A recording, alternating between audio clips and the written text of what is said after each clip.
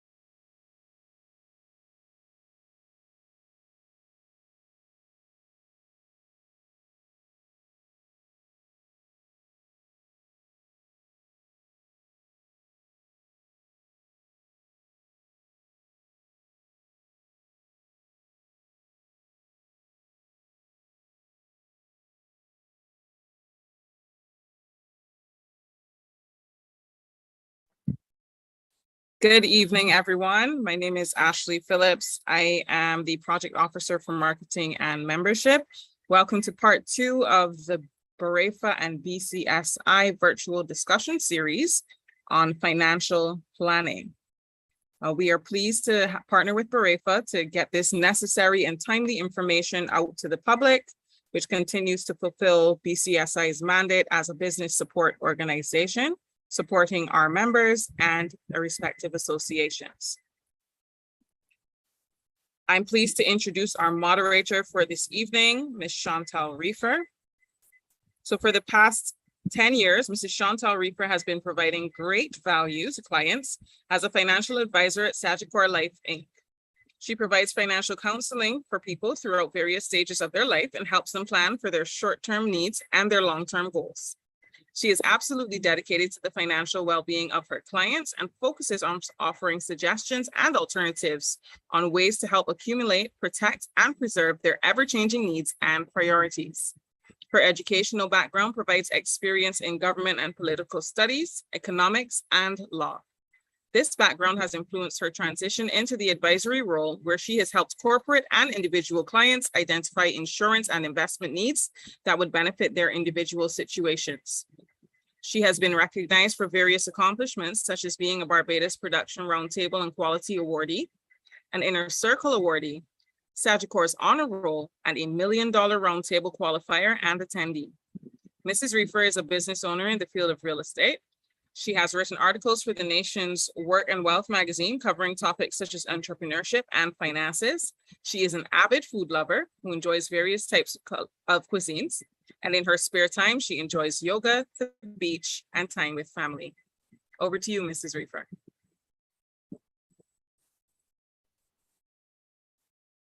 Good evening, ladies and gentlemen. Welcome to part 2 of our virtual discussion series hosted by the Barbados Coalition of Service Industries in collaboration with the Barbados Association of Insurance and Financial Advisors.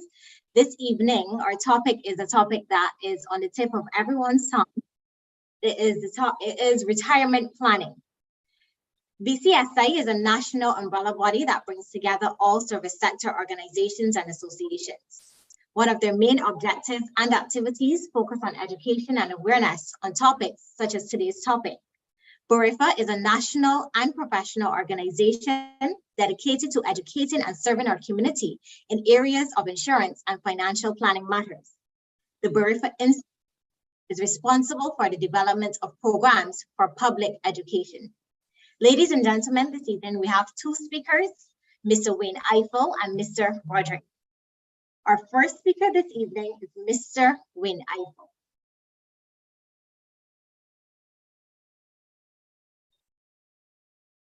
Now,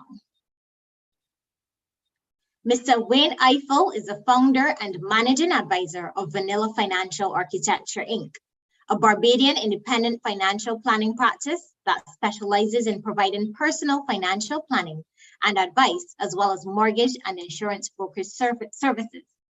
He is a member of the Personal Finance Society, the Chartered Insurance Institute, the Society of Mortgage Professionals, and the Society of Insurance Broking, all in the UK, as well as the Barbados Association of Insurance and Financial Advisors. As a member of BARAIFA, Wayne has served on the bylaws and legislation, education, business standards and conservation, membership and programs committees. Wayne is also the creator of the M is for Money Barbadian Personal Finance podcast, where for the benefit of Bajans and permanent residents alike, using plain and simple language, he discusses and explains what you need to know and what you need to do when it comes to personal finance, mortgages, investing, insurance, pensions, retirement, and beyond, so that you can make the most of your money. Outside of work, Wayne has lived in St. Vincent as a community service volunteer, and for the last 18 years, he has been involved with the deaf community in Barbados, both as an educator and a sign language interpreter. Ladies and gentlemen, I welcome this evening's first presenter, Mr. Wayne Eiffel.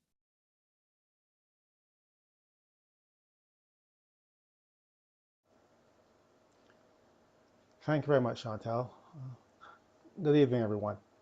So it's nice to be here to talk a little bit about retirement planning. Retirement planning, the terms retirement planning creates different responses in people. There are some people who don't want to think about it, just hoping for the best, that everything will work out when that time comes. And there are some who really want to get started, but just don't know where to start. So the next few minutes, we'll discuss some of the fundamental considerations when it comes to retirement planning. And hopefully by the end of that, as an individual, you'll be in a better position to start your personal retirement planning. First of all, let's say what a retirement plan is not. A retirement plan is not having a registered retirement savings plan or having an annuity. Those are just products. What is a retirement plan? Well, think about it this way. I'll share this presentation with you. That might give you some idea. So that's what it says. 5 easy steps to planning for retirement. And here's the hint. Plan for it as if you were traveling. So here are the 5 steps to take when you're going to start your retirement planning. Number 1, ask yourself, when will it start? At what age do you want to step away from full-time work and therefore be retired? That will give you some idea of how many years you have left between how old you are now and when that time comes to prepare for retirement. Step number 2, where will I live? Will I sell my family home now the children have left home? I don't need such a big house. Sell the family home, buy something smaller, and have some additional cash to fund my lifestyle during retirement. There's one option. Or will I still live on the same property, but divide it into smaller living units, live in one of those units, and rent out the others to generate income for me during my retirement years? Step number 3, ask yourself, what will I do? A number of my clients are saying now that when they retire, it doesn't mean that they'll sit down home and do nothing or travel the world forever. They plan to work part-time, at least for a few years, do things that they really love, and perhaps someone will pay them for it. So they'll have some income, not at the same level of when they were working, but some income to support them initially, at least, during their retirement. What if something goes wrong? So what can go wrong? If you're on a trip, what could go wrong? You could require medical attention. That could be quite extensive, because if you think about it, when you're retired, you're older. As we age, we might have medical situations and conditions that need to be financed, or we might reach a stage where we can't live on our own anymore, and we'll have to go into assisted living, and there's a cost attached to that. So what are some things that can go wrong, and how can I protect myself in the event of those instances? And the last question that everybody thinks about, how much will it cost me to live on my own terms when I retire? Now, I need to say this right now.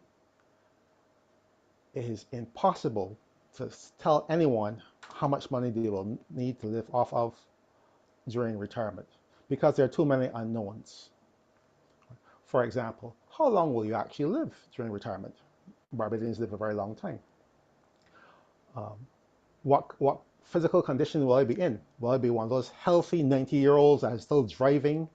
Or will I be one of those 90-year-olds that spends a lot of time at doctors, spends a lot of money on medications and medical care? So those are unknowns that we can't possibly know when somebody's 30 years old or 35 years old, for example. So bear that in mind, that while you're planning for retirement, the future is something is somewhat unknown. But one of the other unknowns that factors greatly when it comes to retirement is this: inflation. Inflation is a constant rise in the prices of consumer goods and services over the years. As these prices continue to increase, the total amount of goods and services that can be purchased with a single dollar decreases.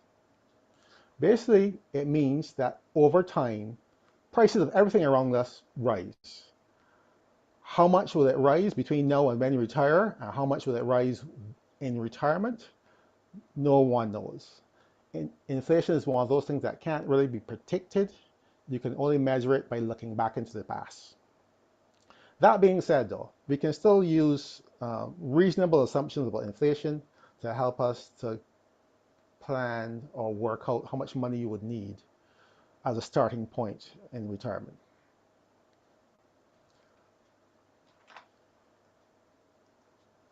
So this chart, this is sourced from the International Monetary Fund, and when it comes to international financial statistics and data files. What it tells us is what the inflation rate or consumer prices have been rising by in Barbados since 2003, well, up until 2019. So the light blue line there tells you what the inflation rate has been. The purple line is an average of 4% inflation. If you look closely, you'll see that from 2016 or thereabout onward, inflation rate in Barbados has been about 4%. And what that means is, on average, the things that we buy and the items and the services that we buy have been rising by 4% every year. Now you can look at inflation in two different ways.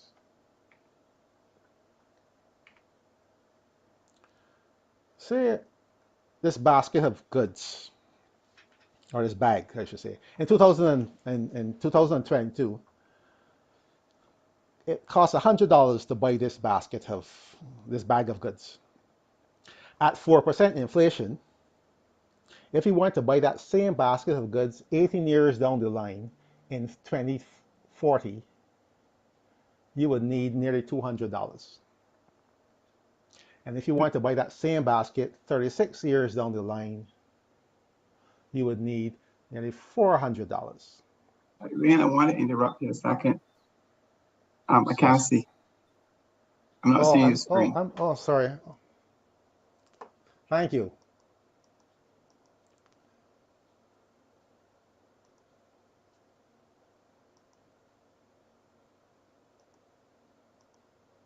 There we go. So do you see the screen? Let's go back. So here's the one. You saw this one. This is one of inflation in Barbados. The blue line, the light blue line, is actual inflation rate. The purple line is 4% inflation. So the last few years has been matching pretty much 4%. The statistics ended at 2019, so they're now available for 2020, 2021, and so on. Right. So one way we can look at inflation is, if you want to buy the same bag of goods over time, it will cost you more money. At 4% inflation, that bag of goods that cost $100 in 2022, in 2040, you will need $200. And 18 years after that, in 2058, you would need $400 to buy that same basket of goods. That's one way to look at it. Here's the other way. In 2022, it takes $100 to buy this basket. In 2040, if you walked into the supermarket with that same $100, you'll walk out with a much smaller bag, actually half the size. And then 18 years after that, if you walked into the supermarket with that same $100, you would walk out with almost an envelope worth of goods. That bag, 36 years down the line, is 1/4 the size of the original bag. So that's how you can look at inflation. And this is important because we can't really think in future terms. So when somebody says your life insurance endowment plan will pay you $100,000 at age 67 or age 65, and you're 28 years old, or 27 years old, you think in terms of what can $100,000 buy? But in reality, 36 years down the line, that $100,000 can buy only what you can buy with $25,000 in today's money. So this is one of the things that is kind of hard to wrap your head around, because we think in terms of only money in today's, what we see in front of us. But the reality is inflation will eat away at the value or the buying power of your money. So the future value of money is important then. Recognize that the most that your money will ever be worth is what it's worth today, right now. As time goes on, the buying power of your money will be less and less, and in other words, it's worth less. So you need to remember that when you look at your pension statements, for example, from your workplace. It might be saying at your retirement, you will get $500 in pension. But if your retirement is 18 years away, that's really what you can buy with $250 in today's money. Right? So these are things to bear in mind, and things that planners bear in mind when developing financial plans for individuals. Right. So let's get back to this question again. How much will it cost? Because this is the real question that most people are concerned with. So let's work through an example. And this is what we will typically do in our practice. So you have a 31-year-old who has a desired retirement income of $2,000 a month in today's money, or $24,000 a year. And this person wants to retire at age 67. Now, how this works is you'll say to this person, you're 31 years old, you have 2 small children. By age 67, those children should have grown up and left home. Your 30-year mortgage should be paid off. So consider you don't have to send children to school, you don't have to educate them, you don't have to pay a mortgage. How much money will it take if you were retired right now to live the life you want to live? Because as I said, we can only think in terms of today's money. So the 31-year-old says, well, if I don't have mortgage and I have children and so on, $2,000 will allow me to pay my bills and, take a trip every couple of years and not have to worry too much about money. Good. So that's where we start. Now, remember we just talked about the time value of money. So this 31-year-old now says that he can live off of $24,000 a year in today's money. This chart shows you how much money will be required as time goes on to have the buying power of $24,000 a year in 2022. Because of the screen, you probably will not be able to see it closely. By age 67, if the inflation rate is 4%, this person will need just over $98,000 a year to have the buying power of $24,000 in today's money. And inflation does not stop on the day you retire. It marches on. If this person lived to age 90, there will be a stage where they need about $243,000 a year to have the buying power of $24,000 in today's money. Now you might say that the 90-year-old probably won't have the same income needs as the 67-year-old, but that's not necessarily true. While the 67-year-old might spend some time traveling and doing other things, and because they're still relatively healthy, as time goes on and they travel less, they might very well start spending more money on health care. So the income needs might be the same, just that this income is allocated differently as time goes on. So for the sake of planning, we'll assume that their income needs, the buying power remains the same, at least up to age 90. I'll work from there. So sources of income. How is this income going to be funded? You can have an income generating asset. You can have investments, perhaps a personal annuity, a workplace pension, or the state could provide some income, either NIS or welfare. Or if you didn't make out any of those provisions or those provisions aren't enough, family might be a source of income. Oftentimes I have clients that are part of the Sanders generation. While they're raising their children, they're helping support their retired parents.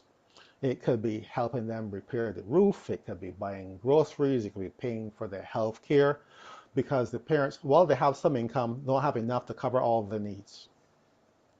So basically, we understand what family means. The state, there's the NIS pension, or in worst case, welfare, workplace pension. When it comes to workplace pensions, there are 2 types of workplace pensions. One is called a defined benefit, and one is called a defined contribution. And how they work, a defined contribution, you might be contributing X amount of dollars or some percentage of your salary every month. You'll get a statement every year saying, based on the investment performance of the fund, you're likely to get $150 and you retire. In other words, you can't really tell how much money you're going to get when that time comes. $150 a month, or what's the case may be. A defined benefit contribution, however, will say something like, at your retirement, you will get 1/60th of your final salary multiplied by the number of years that you've worked, number of months that you've worked in this place. Or yes, or years, depending on how it's structured. But it's kind of, it is more defined in that it is a function of your final salary. So as you work for more money in the organization, you're getting a sense of, I've been here for X amount of time. Here's my salary. Here's what my final salary would like to be. You'll know in a finite terms what your workplace pension will be. A personal annuity now. An annuity is a contract between the individual and an insurance company. The law in Barbados says only insurance companies can issue or pay annuities. And how it works is you take a lump sum of money to the insurance company and you say to the insurance company, for this lump sum of money, this $100,000, how much money will you give me every month for the rest of my life? The insurance company will calculate based on the fact whether you're a man or a woman, your age, and they say, well, in exchange for this $100,000, we will give you $300 a month or $500 a month, as the case may be. And you're guaranteed to have that money every month until the month that you die. So there again, there is some definitive figure that you can work with. Okay. Now, because an annuity means you exchange a lump sum of money, you don't have to start an annuity or start saving for an annuity with a life insurance company when you're 30. You can go off and do other things to generate income, investment and so on, and decide when the time comes, the lump sum of money that you've amassed, you can now take it to an insurance company and exchange it for a monthly income for the rest of your life. There are pros and cons to this approach, but we don't have the time to discuss it now. When it comes to investments, there are various types of investments. Some of them pose more risk to you than others. For example, if you decide to invest money with an entity where that entity will take your money every month, but that entity will also decide how much interest it pays you, that might not necessarily be in your best interest, because will the entity decide on an interest rate that benefits you or benefits them? There are other types of investments. Some people invest in real estate. They will have some real estate asset that generates rent. So there's an investment. Some people invest in mutual funds. Some people lend the government money by virtue of bonds with the hopes of getting back more. So there are various types of investments that can be a source of income during retirement. The last type is an income generating asset. For example, having a real estate property, like an apartment, just even if one apartment onto your house, that generates income. That won't necessarily stop in retirement unless you sell the house, but you can have a situation where those real estate holdings continue to generate income while the real estate holding itself still has value that goes up over time. Right.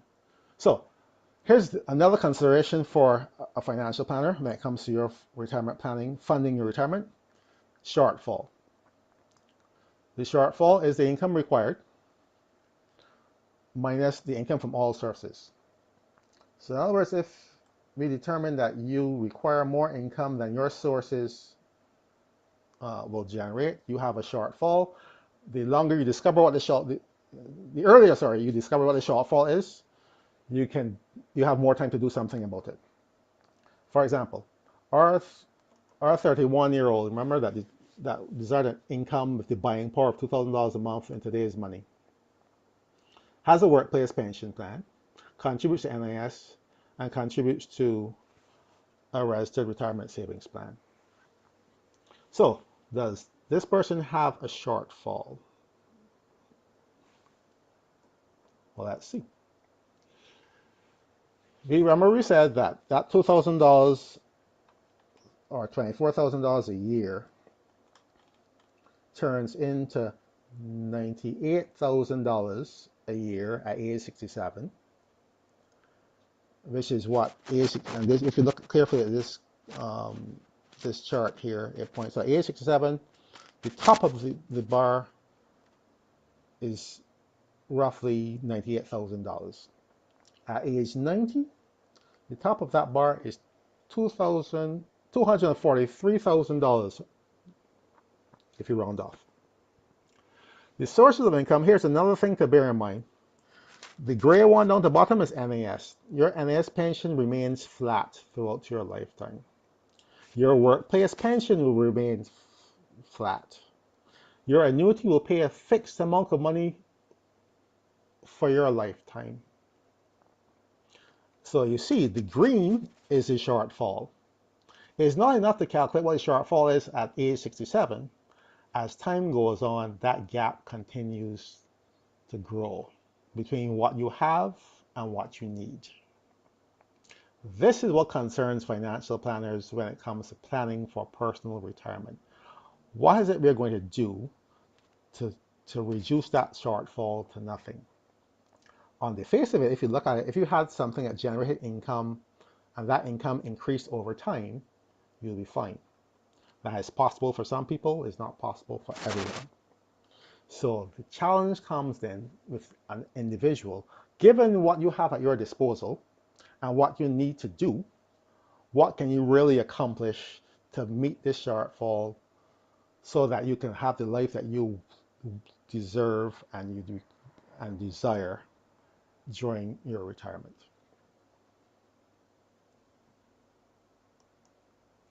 So additional considerations: are you a male or female?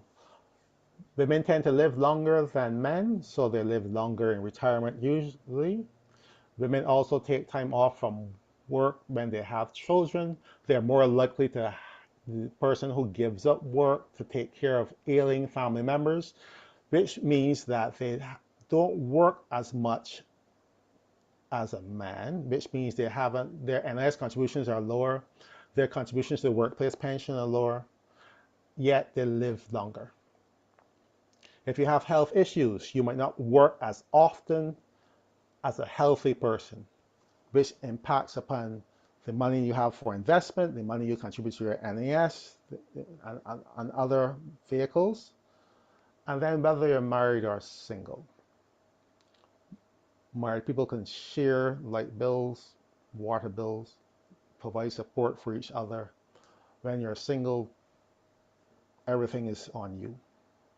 So these are also considerations when it comes to planning for your finances and having enough money available. As I said, this is a very in-depth topic. We have about 20 minutes to discuss it. So at this point, I'll open for questions. If there are any questions that can't be answered here, you don't want answered, or you don't want to ask here, I put my contact details here, my contact number and my contact email. Yes, excellent presentation, Wayne. I just want to let the participants in the session know that consultations will be offered by both Wayne and Roderick. And for those persons interested, you can contact them individually or through BCSI for further consultation. So Wayne's number was just there. It is 850-6863 in case you guys need an individual consultation. We have two questions here for you, Wayne. The first is, when should I start planning for retirement? You should start planning for retirement the day you start working. If you think about it, you might work for 40 years or thereabouts.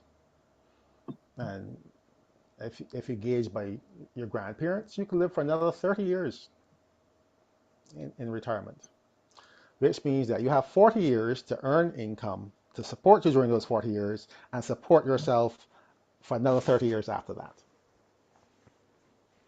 All right. So from the time you begin working, guys, that's the time you should begin planning for retirement. All right. So and I should say, well, let's say one more thing. Planning for retirement is not a one and done thing, because a retirement plan still needs to be reviewed periodically, because your goals might change, your situation might change, your income might change. So it's one of those things that has to be reviewed to see if you're on track for reaching your particular goals. all right. Okay, so Jillian husband, she's asking, is all hope gone? Sorry, is all hope gone for those in their 40s without a pension? All hope gone for those in their 40s. in their 40s? No, No, I actually in your 40s is when you start saying, oh, I should have done this in my 20s. But then you remember your 20-year-old self and your 30-year-old self, and you really weren't thinking about when you retire. So when you're in your 40s, all is not lost, but it does require careful planning so that you can, in the remaining time left, accomplish your goals. One of the things that we end up having to do sometimes is help people to manage their expectations. So the things you might be desiring and the life you might be desiring might not necessarily be possible. It doesn't necessarily mean that your life is going to be torture when you retire, but it just means let's look carefully about what you really need and what you really want, and look at your assets at your disposal and see what can be done. Okay. All right. And before we go on to Roderick, what kind of investments do you recommend when planning for retirement? Right. So we are one of those financial planners that do not offer investment advice. When you start offering investment advice, you become responsible to a certain extent for what happens next. It means watching the markets and doing a whole host of other things that we don't do because there are people who do that full time. When it comes to investments, what we do is work out what your investment target should be, so you don't have to have money at risk longer than necessary. And you also will know as time goes on if you're on track to meet your goals or not. But I will say this. Some of my clients have invested in mutual funds. Some of them have invested in real estate. Some of them have decided to have their own day job and start another business just to generate additional income to put aside or to further invest for retirement. I also make this caution, right? And this is what I tell my clients. If you have a day job and you're thinking about starting a side hustle, that is not free. Oftentimes it means spending time away from your family. It means less sleep. It can impact on your health. So you have to determine if watching your little children grow up and spending time with them is worth the extra money that you're going to make or hope to make with your side hustle. I can't think of anybody on their deathbed who will be lying there thinking, I wish I had worked harder. Perhaps they'll be saying, I wish I spent more time with my family and my friends. Okay. All right. We see some more questions coming in. We'll take the remainder of questions after Roderick, but I think Mr. Lowe, he just wanted to verify if the person meant investment or simply what savings vehicles as opposed to, investment, considering that we don't necessarily deal with the investment vehicle. Right. So when it comes to saving vehicle, here's something crucial to remember. Remember we talked about inflation? Inflation is something that erodes the value of money. So you have $100 today. If you invest it in some vehicle that a year from now, you have $105. Bear in mind, you need $104 if inflation is 4% to buy whatever you could buy with $100 today. So if you got $105, your money has not lost value. It increased slightly by 1%. However, if you go and start saving money in a registered retirement saving plan, and you read the fine print, and it says the fine print says we're going to give you 1% on all the money that you invest after our fees. You know, if you put in $100 now, next year you're going to have $101. No, you'll have less than that because the fees are going to come out, and then you might end up with $99. But what you could buy for $100 today, you need $104 next year. But when you look in your investment account, you see 98. Your money has lost value, and that compounds year after year. So when you're investing, one thing you have to be concerned about is the rate of return in relation to inflation. So if you get 10% rate of return, inflation is 4%, your real rate of return is 6%. So your money has gained value. So those are the things you need to pay attention to when you're going to decide where you're going to invest your money. Okay. Thank you so much, Wayne, for your wonderful presentation. Thank you. We are going to be moving on to our second presenter this evening, Mr. Roderick Nurse. Roderick Nurse joined Sagicor in 2008 and works as an insurance sales advisor.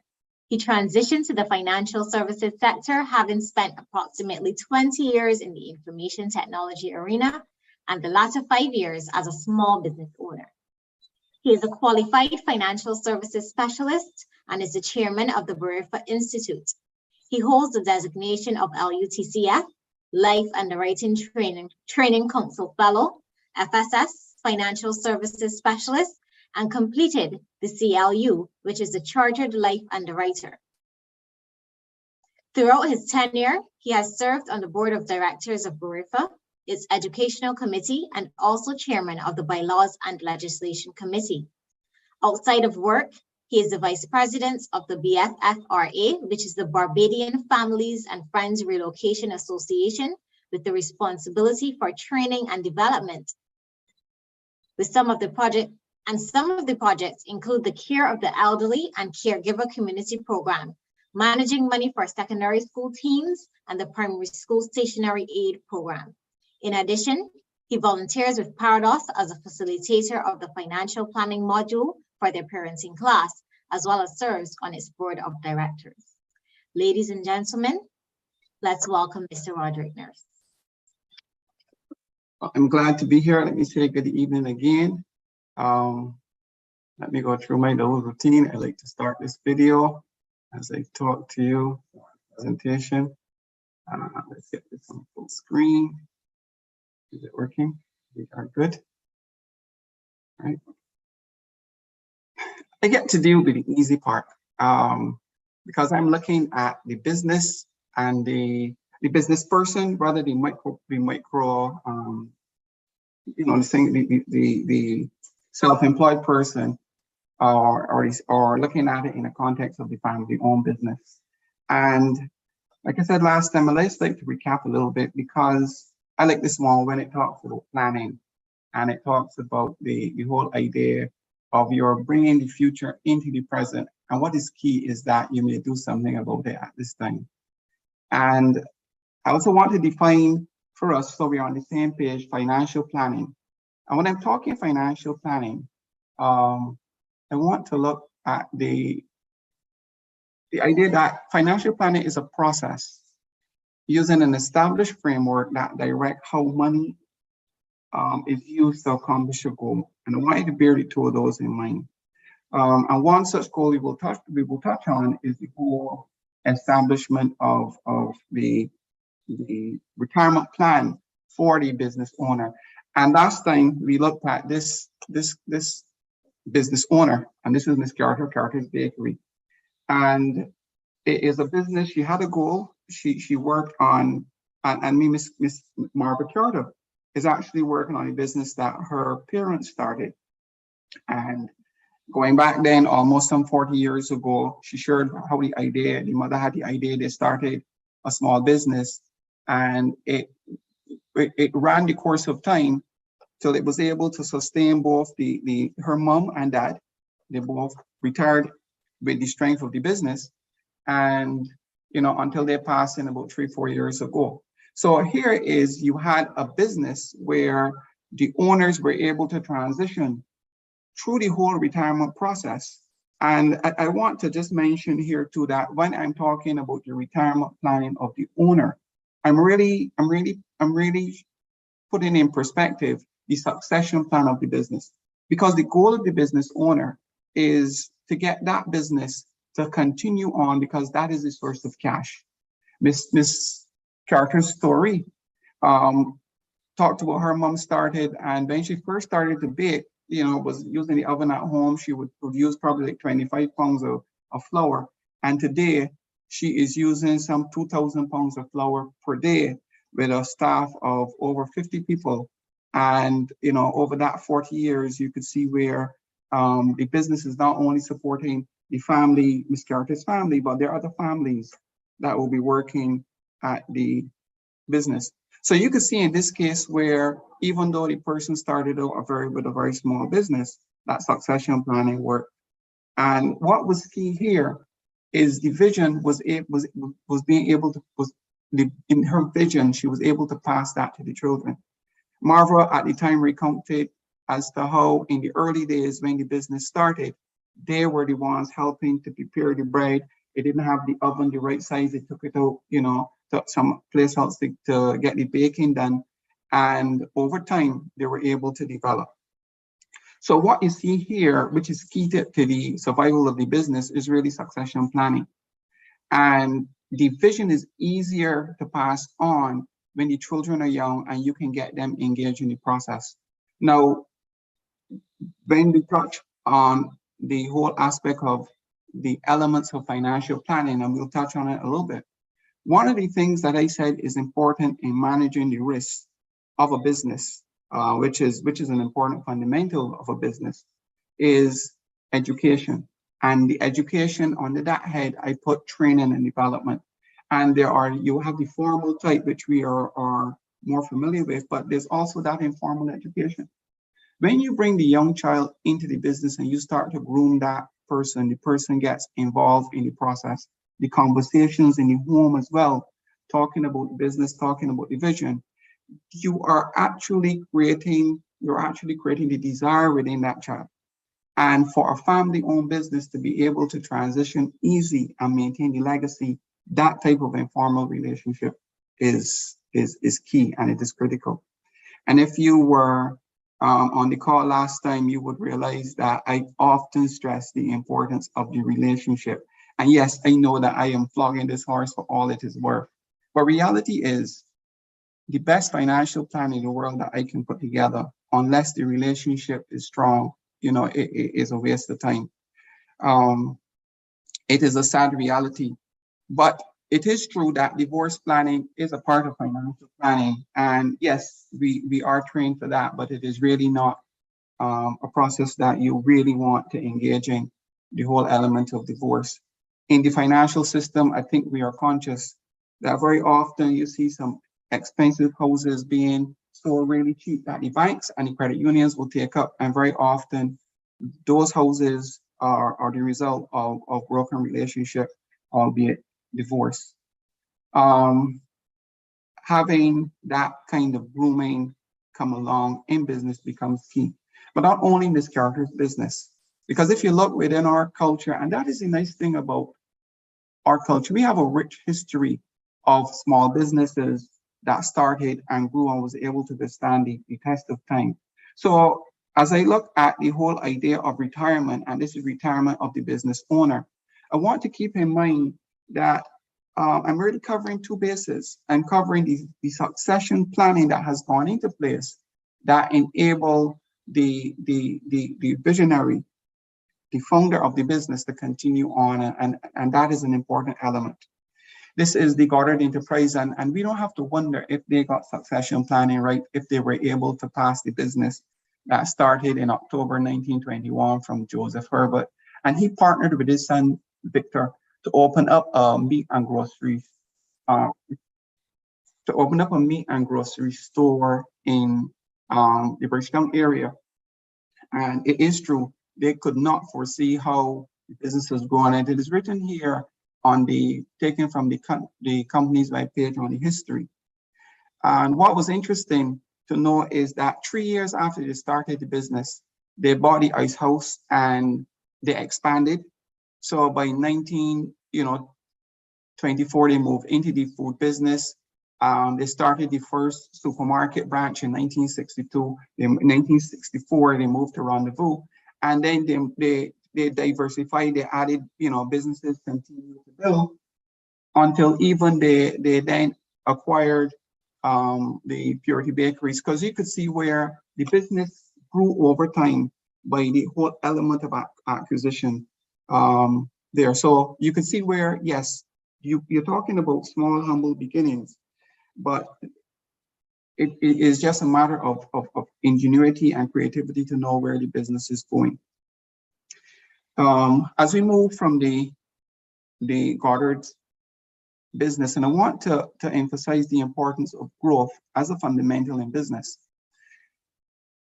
And move now to the areas of financial planning. And for those of you who had joined last time, this is a slide that I looked at when I look at the areas that financial planning would touch. And I look here to mention that the education and the insurance planning are two areas in which we seek then to address the risk that is associated with business. I tend to look at what I will deem to be the social risks. And my argument, my position is that education is going to be the solution if you are going to address social risks within a business. And we know that we will direct some money towards the insurance product because we are using money in that regard to address the financial issues. Like I said before, I can't stress enough about the idea of grooming. Even if you have employees in a business and you are looking to build with those people, it is important that the training and the environment be created. But at this time, I want to just move on a little bit and go a little further to this particular diagram here when we touch a little bit on the insurance, because I want to deal with the aspect of the financial risk, and let's manage that and see some of the things that we can work with. Majority of people, when you start to work, whether you're self-employed or not, then having a surplus, having the whole idea of the savings and investment, this is the area, this is what we try to accomplish. But very early in the whole accumulation of wealth, we see what the foundation is made of. That is why very often you will get a planner saying to you that you cannot have a serious, strong financial plan without insurance to cover the risks. So very early in the foundation, you will see a number of products available to protect the wealth that you've accumulated. Let's say, for example, that you had a home or a business and there's a fire. To recover from that, you would then need to use the money to rebuild the house. And this obviously will reduce the cash that you have even to invest. In this particular example, it is see where an insurance contract is able to bring new money into the house, into the family, that you can continue then on the goals. But up from wealth creation, there's another element of liability that we would find ourselves facing even as a business. And that is the whole aspect of the tools needed to preserve the wealth. And I am going to expand upon this aspect of it when we look at other insurance, the liability insurance. And I want to just touch on this screen a little bit where I am looking at the kind of insurance now that from a business will find necessary in terms of doing business, whether it is a professional indemnity, business and travel, the insurance to protect the money. This has gone well past just your life insurance and the house insurance. It's gone well past that. And let's take, for example, now, if we decide to look at public liability, because in a business, we are doing business as it is. We have the public coming in, we've got staff, and I thought that this was an interesting read when you look at some of the areas in which the public liability would cover. And this is said, as you interact with your customers, suppliers, service providers, and maintenance people at your premises, there's always the possibility that someone may be injured or their property damaged. Public liability will pay for injuries caused to a person or damage to property or third parties. So we can see here as we look back at this diagram that even though the goal of the business when we transition is to end up with this retirement income, the path to this retirement income is not necessarily an easy road. It does take careful planning. It takes paying attention to the fundamentals of the business. It takes paying attention daily to the cash flow. You understand where the business is going. You understand the growth needed, the expansion necessary to sustain the business well beyond just simply being able to pay bills and keep the business afloat. You understand the importance of managing the risks, both at the early days of the startup and even as the business grows and develops into that mature entity. It is important then to have the tools necessary in the foundation and the preservation of wealth so that you can then look to enjoy what I will deem to be comfortable retirement.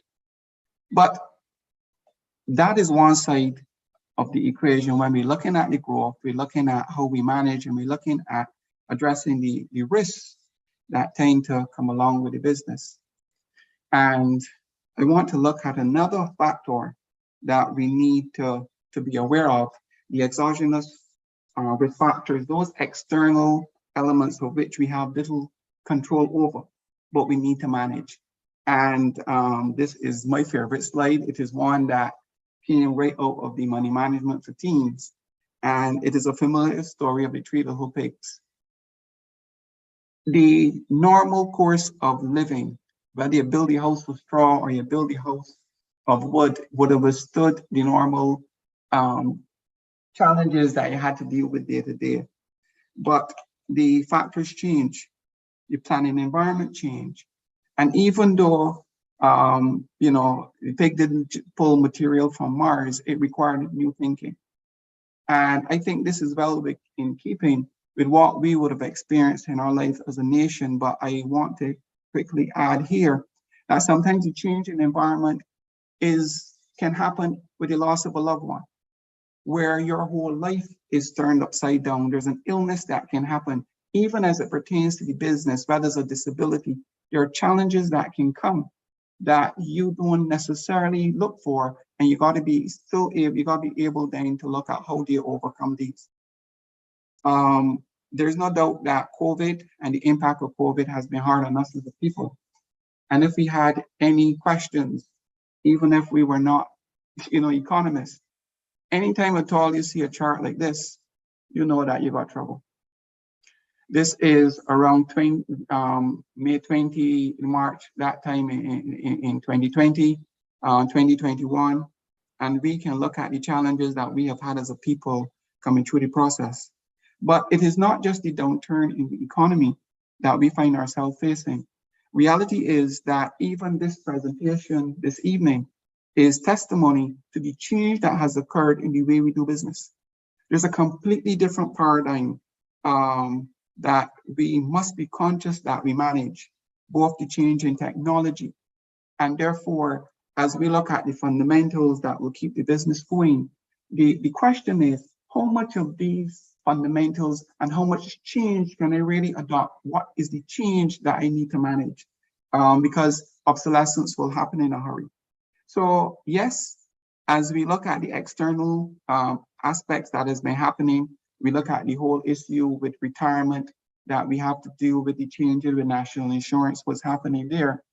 I think it is also important to realize that we need to take pause and to look at how can I look at incorporating technology and a new way of thinking if we are able to deal with the changes and the financial impact, similar to how my friends, the three little pigs, were able to deal with that. Apart from the factors that I am talking about though, and as I come to a close, I want to touch upon another area which is crucial for even the business person.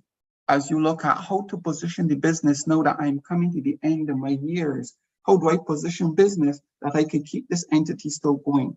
Because only the person will retire, but the entity, the business, don't have to. And that is what you want to keep going.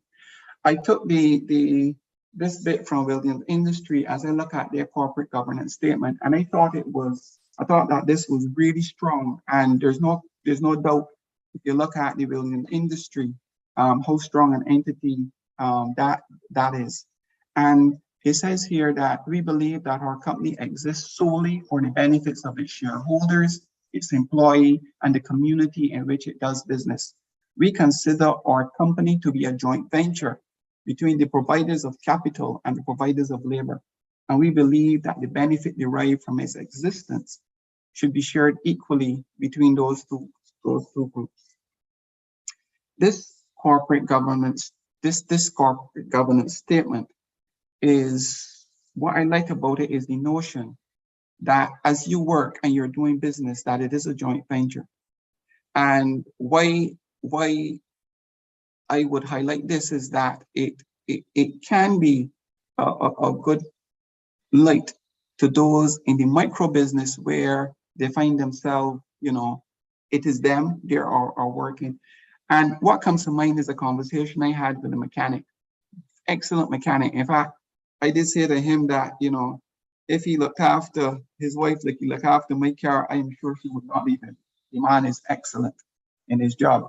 But you see, the thing is, he is that good and he faces a challenge because he has to keep doing the work if the money is going to come in. What he is finding is that when he brings on the apprentice, the additional staff, and he looks to train them, that when the guys become good, they're going to start their own business. So at this time, he doesn't see a real benefit though in spending time going through the whole process of training only to have them leave. However, the joint venture idea may be the solution that he needs to be looking for, and it is something that we had discussed previously. But the reality is that he needs to find a way to shore his business because he is getting older. And the thing about retirement planning is that it is the time, especially for the business owner, it is the time when he really can't continue to work. One of the things that I found is, though the concept we have about retirement is maybe we need to tweak it a little bit, because as a people, we tend to want to stop work and hang up hat and everything by the time we get 65, 70, but in some cultures, people continue to work well into the, you know, the 70s and 80s. And it maybe is something that as a people we have to shift to, but for business owners, I know that the drive and getting the business going is something that they engage in. But for the micro business, the planning is really different. And it is important that you're able to bring not only family in, but bring competent people in to help that business move on if that business is going to be in place for you. Now, there is a reality that what is the purpose of the business, and that has to be clearly defined. Because there's some people that will recognize that this unique skill that I possess is not going to be so easy to pass on or to share.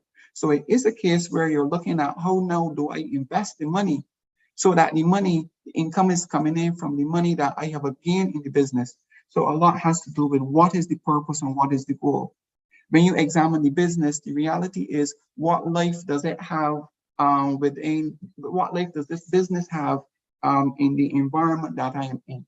Not only in terms of product, but is there going to be a need for service? So that you find that you educate the children, not necessarily to come into the business, but you're educating the children away from the business so that they can go and establish lives for themselves. So yes, with every business venture and with every entity, it then is important as a planner to understand really what is the goal and vision of the business venture. If you're going to be able to successfully advise that person in the direction that they really should go in. So in closing, I just want to highlight the pertinent points to say that it's important in retirement planning that your focus is on the succession of the business and keep that business going.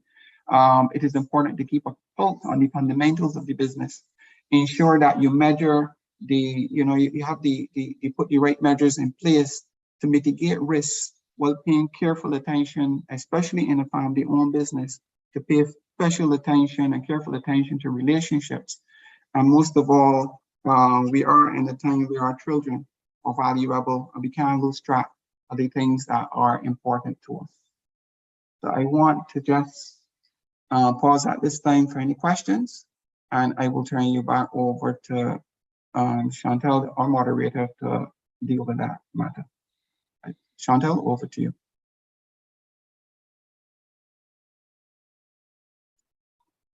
Thank you so much, Roderick. Greatly appreciated.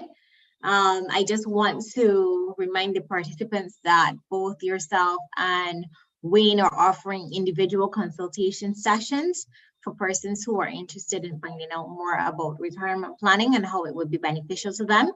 So just a reminder that if you want to contact Roderick, you can contact him at 850-3410. The numbers are on his screen or at 234-3410. Okay. So thank you once again, Roderick, and thank you, Wayne, as well, for both your presentations on retirement planning, both from an individual perspective as well as from a business perspective. So we have, well, let's start with Roderick. We have a question here asking, how do I plan for retirement as a small business owner?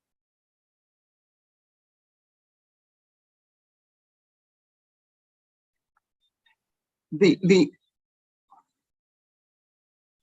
lot has to do with the nature of the business.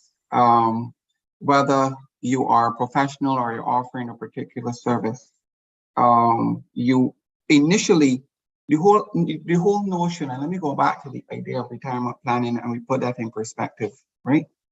My argument is that from the time you were born, you start on the process of retirement, and very early in life, even though you didn't have any control over it, your parents put you on a path. And as an adult, you can put your children on a path to retirement. We are looking at getting a point in time when it comes to a particular age. So if you're looking at starting up a business, then there is a time when the majority of your resources will have to go into that business. You got to establish market.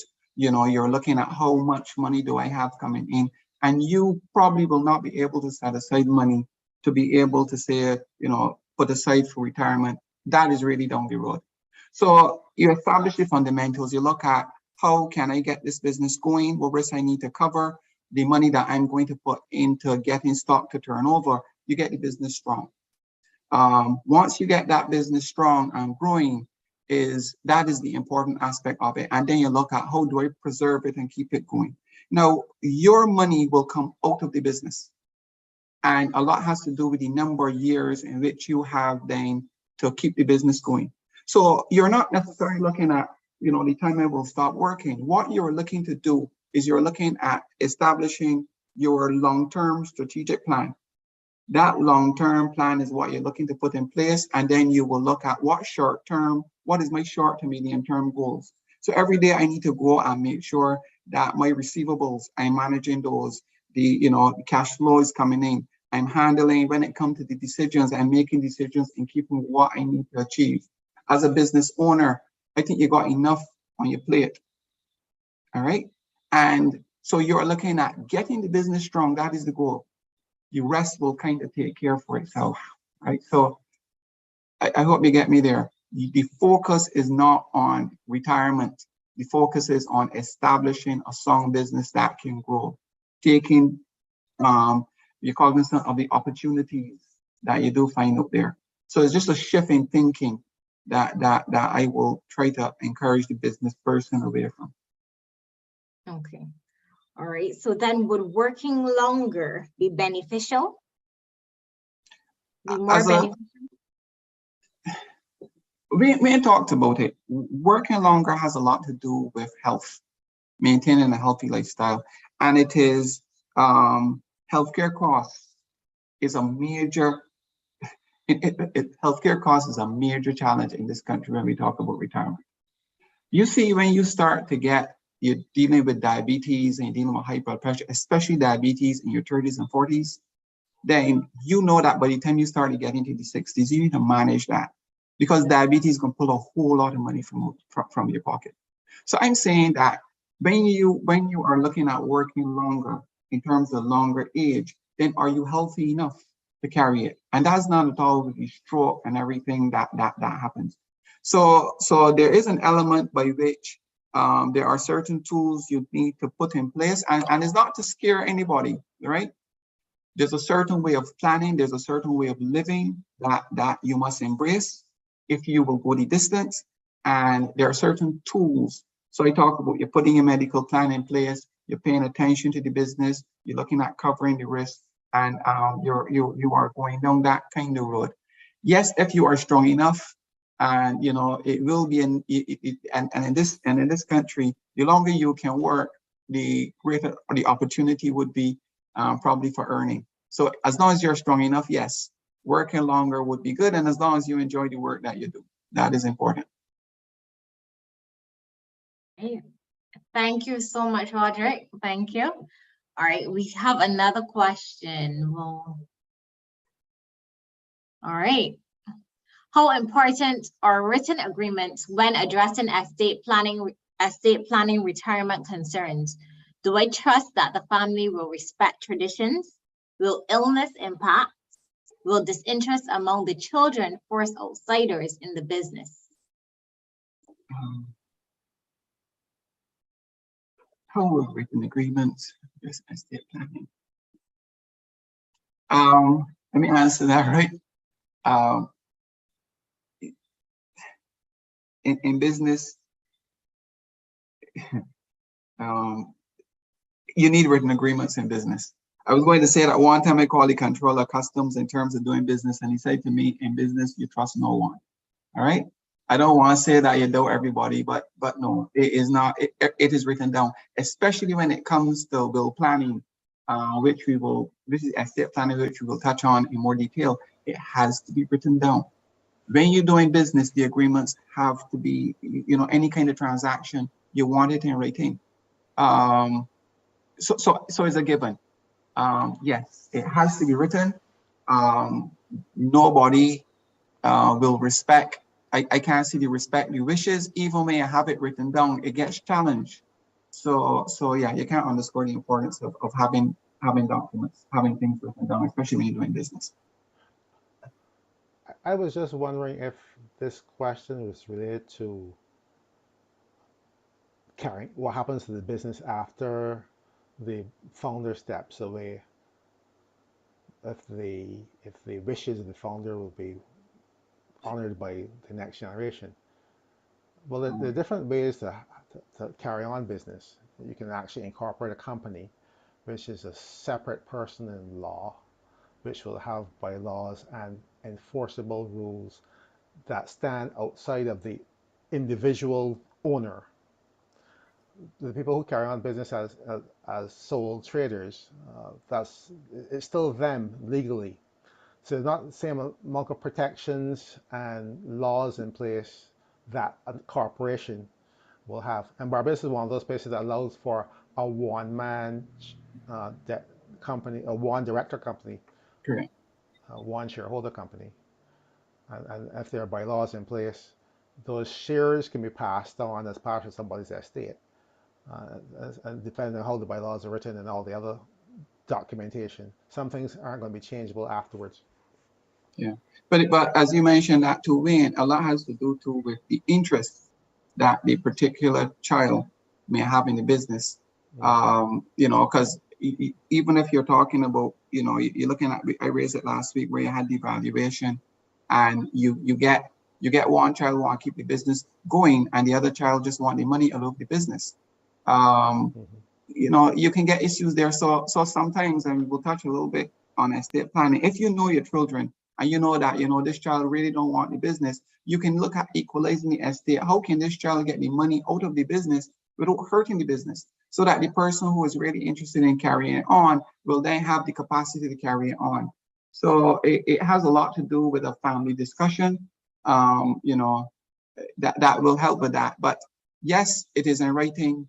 And you don't want disadvantaged person. And yes, it is easier when you go the route of incorporating the business and having the shareholders. So there are ways that you can get around even some of the liabilities of running business and having it done between children. So yeah, for sure.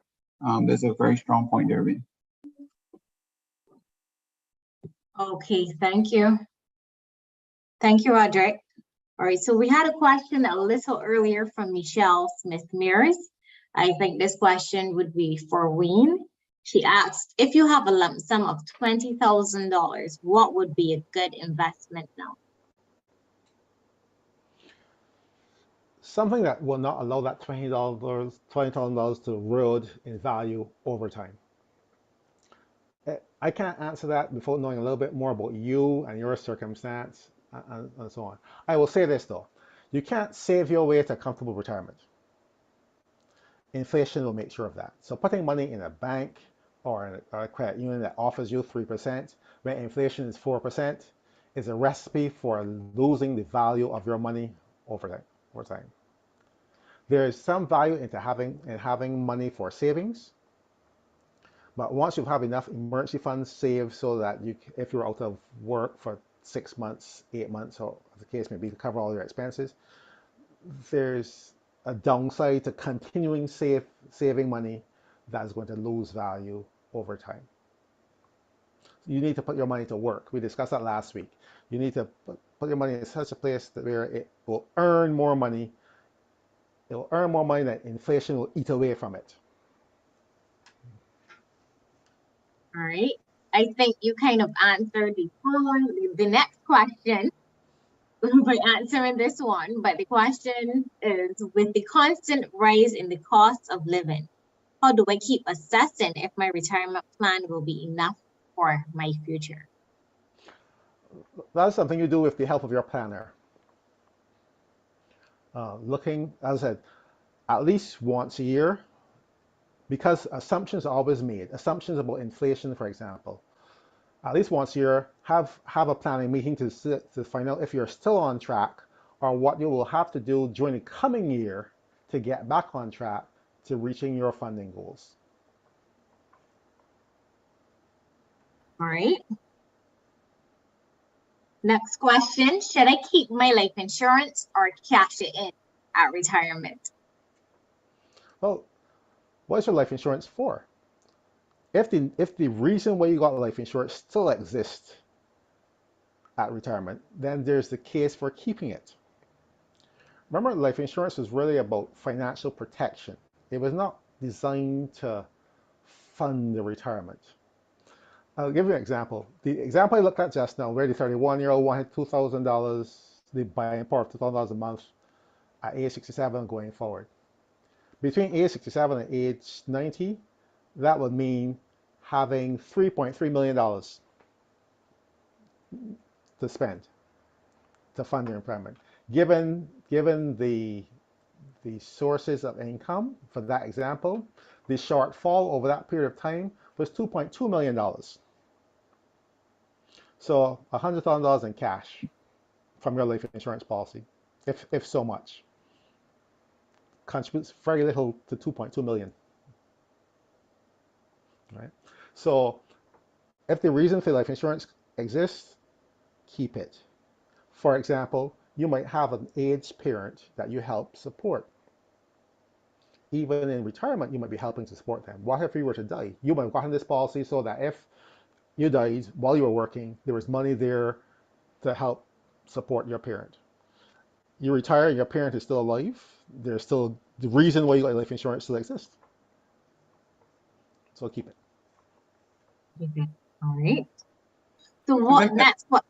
Let me add to Wayne too, because what Wayne is saying in terms of the purpose of the life insurance, and I just want to add, because I thought that it was really good to look at even you got dependent parents, but where I tend to look at maintaining a life insurance is that if you have income coming in, and this Wayne talked about the corporate pensions, whether you had a defined benefit or defined contribution pension, you can make a choice to take a higher pension and then use part of the money to pay the life insurance, because you know that in the event of death, you got a life insurance policy that will tend to look after the spouse.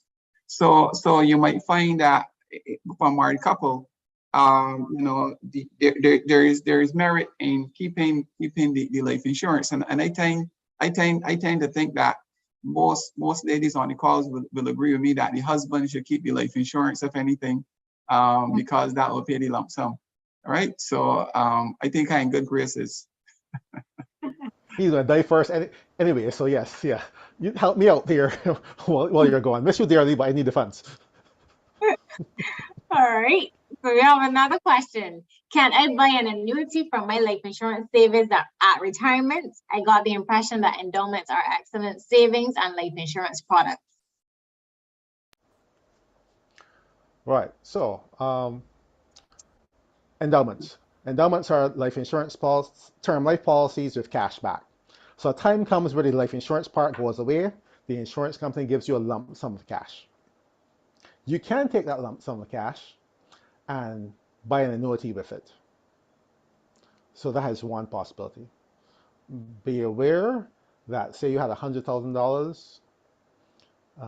I don't have my annuity tables to hand, but if you're a 65-year-old male and you exchange $100,000 for life insurance policy, you might get about $300 a month for the rest of your life. Right? So it's one way to make sure that you convert a lump sum into an everlasting stream of money, but don't think it's going to be a large sum of money. All right. Oh, and one other thing. Right. So this endowment as a way to save money.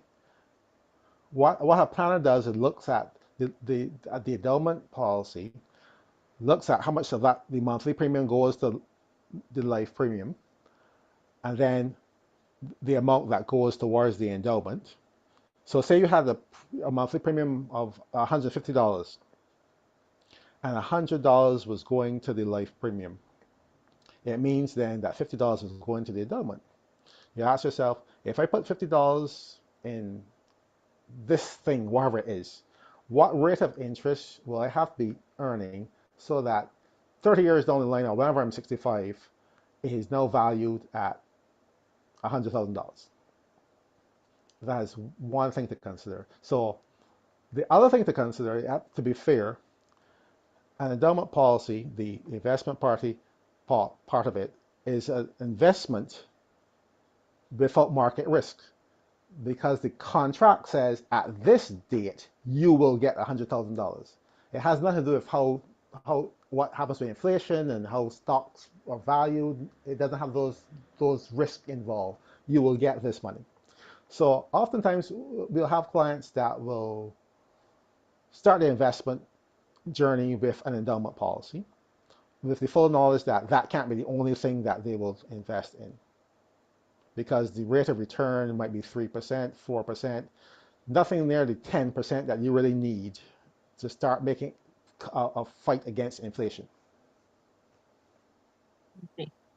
All right. So the endowment is a guaranteed return Without market risk. without market risk. Exactly.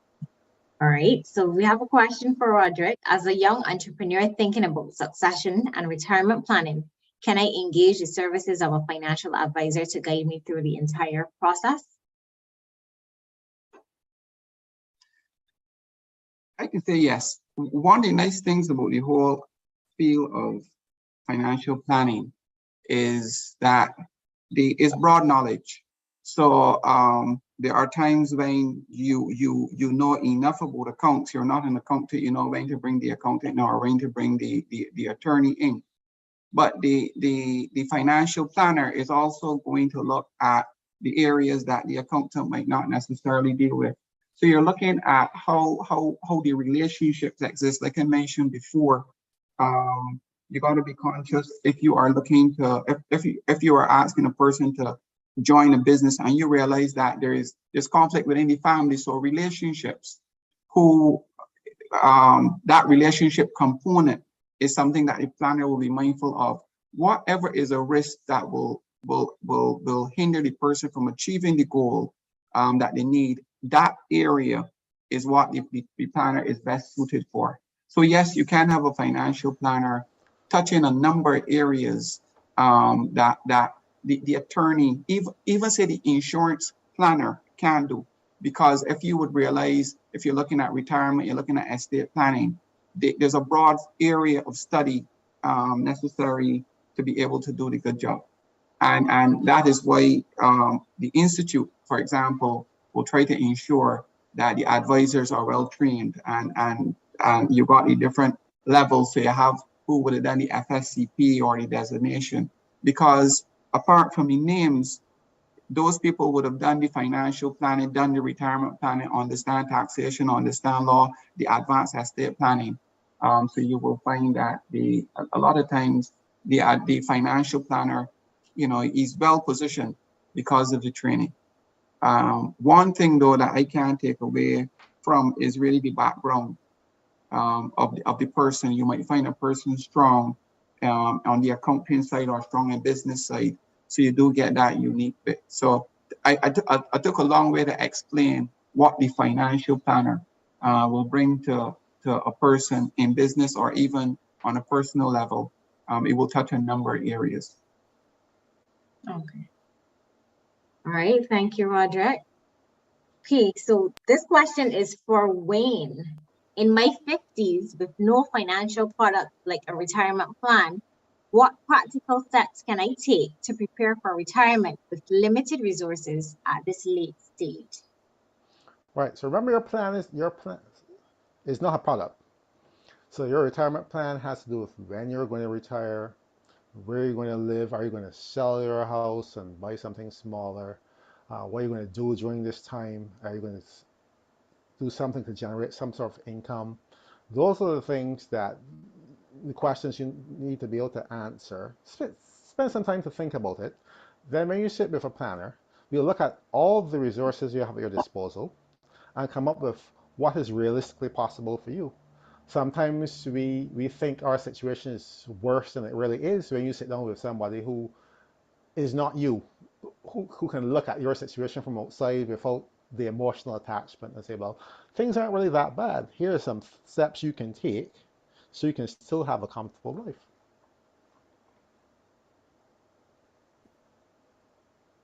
All right, thank you. Okay, so what percentage of my income should I save towards retirement? Oh, I can't say. When you go online and you hear people say, well, you should save 20% or 30%. Percentages are what people need to do on average. And in any population, very few people are average. There are some people who are below and some people who are above. A much better approach would be to actually work out what your funding needs will be and then put aside accordingly. Because suppose you only need to put 15% given your current situation, or suppose you need to put aside 25%. It would be a shame to reach retirement, not have enough resources, all because you didn't put a 5% more while you were working. Because you decided to follow something that was for average people, 20%. So your happiness and your well-being isn't worth guessing at. Find out what will work for you, given your circumstances and your goals. All right. What is the age limit to buy an annuity? Or you can buy immediate annuities. You could work in a place, or you could come into a lump sum of money at age 65 and walk in, or 67 and walk into an insurance company and say, I have this $200,000. What will you give me per month in exchange for it? And it can start from the very next month. So when people, to be fair, you need to say the both sides of annuities. You have $200,000 and you exchange that for an annuity.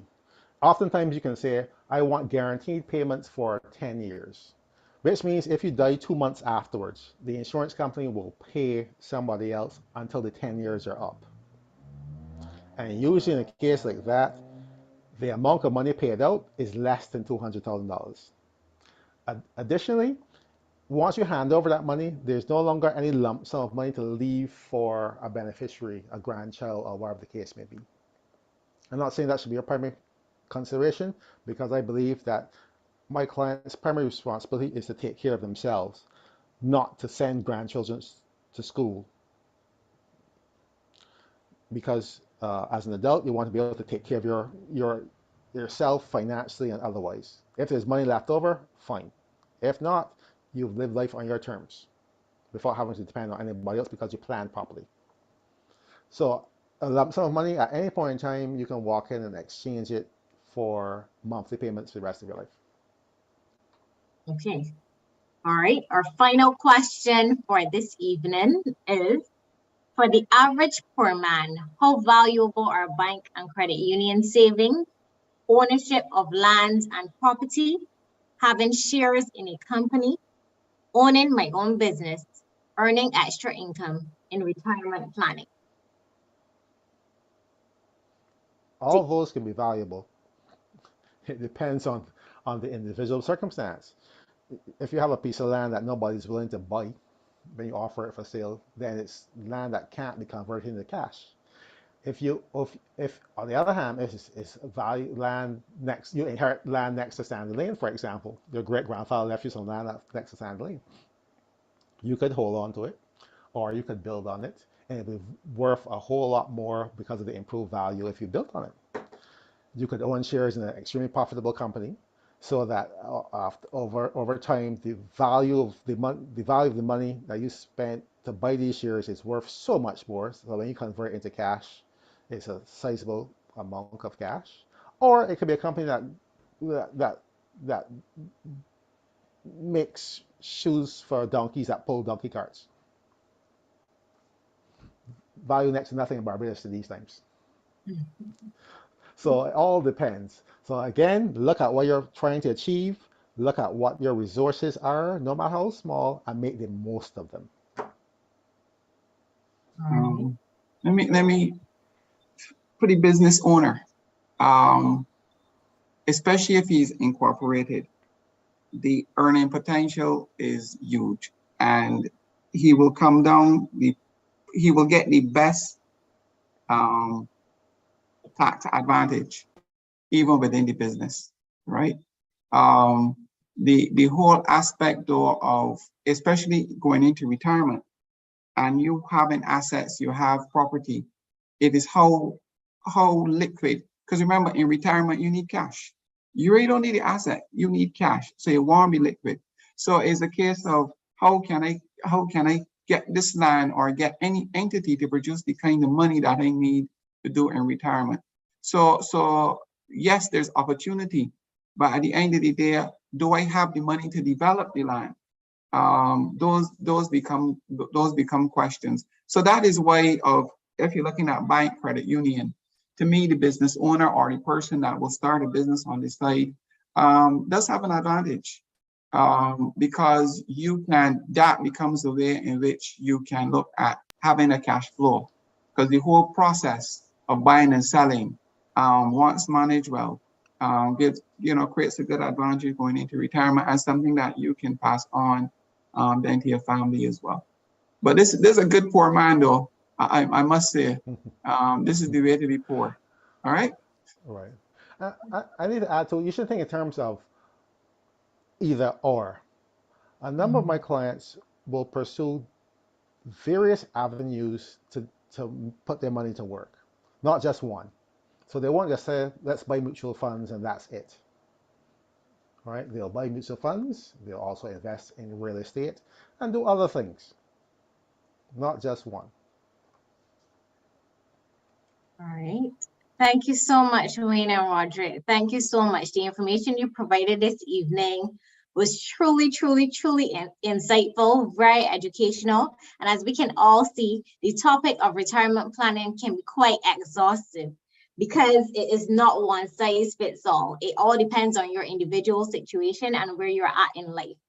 So as mentioned earlier, if you have more questions, if you need individual consultations, you can consult both Wayne and Roger individually at their contact information. Wayne has his number here on the screen. Wayne's number is 850-6863 and Roderick's number is 850-3410.